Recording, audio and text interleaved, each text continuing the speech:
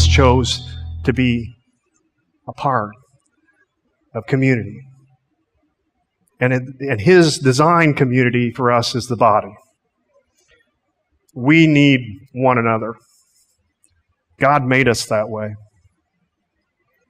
Verse 21, the eye can never say to the hand, I don't need you. The head, that's interesting. You know who the head is, right? Who's the head? Jesus. Jesus is going to say, I don't need you. He'll never say that to the feet. Nope, won't happen. It's prideful and hateful, and it's independence to say, I don't need you. Those who understand God's purpose and work learn to say, we need you. The body needs you. But often we don't see things the way God does. He sees the heart. We see outer appearance. And we don't get it right. Verse 22, some parts of the body that seem weakest and least important are actually the most necessary. The most vital ministries in church, in the body, include some that are not obvious. Think about the faithful prayers in the church. And think about the people who serve behind the scenes, hauling the stuff, doing all the little things faithfully to God's kingdom. Verse 23, and the parts we regard less honorable are those we clothe with greatest care. These are the less attractive parts of our body, the belly fat or the cellulite in the thigh. We carefully cover those areas, or we should. Not everybody does today, do they? See some of those pictures, man.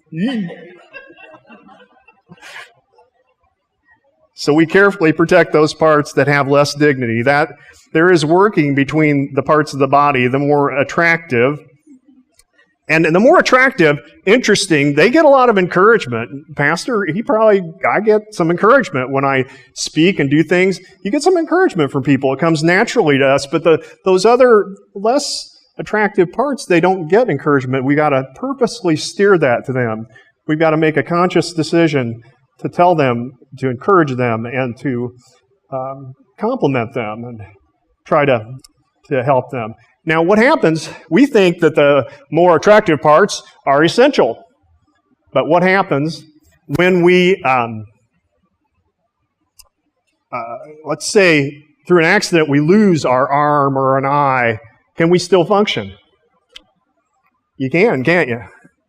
We think that we wouldn't be able to, but God still keeps us going. Now, so we got to steer honor and encouragement to the less attractive parts. Example, after preaching, somebody comes up, they give me encouragement. Josh, who works hauling this stuff, I suspect he doesn't get many compliments about that. There he is. Hey, Josh, thanks, right, for hauling all that stuff? Can you say that? Hey, Josh, thanks for hauling all that stuff. I guess let's try it again. We didn't do very well with that. Hey, Josh, thanks for hauling all that stuff. Thanks, Josh. Hope you don't lose any reward for that or anything. I asked him ahead of time, and he said to be a service to the body, he would be willing to do that. Verse 25, this makes for harmony among the believers so that all the members care for each other.